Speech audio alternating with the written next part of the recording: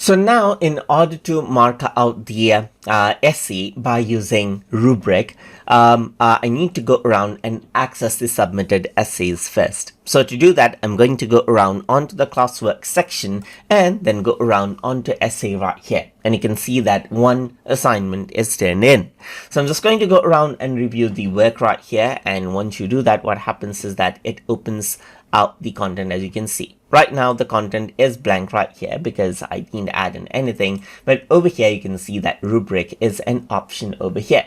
So I can simply go around and click on, let's say for example, the criteria. So let's say the grammar is here, the structure is here, the content is here right here, format is really good. So now as you go around and click on the rubric right here, then you can see that the marks is actually recorded automatically just like this.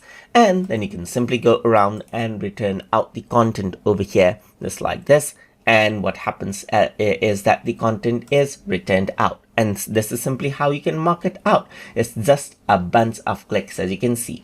And from the student side as well, this is what they see. As you can see right here, they see the rubrics over here as well, just like this, and they see the individual components right here. And this is how it is marked out, as you can see right here, just like this.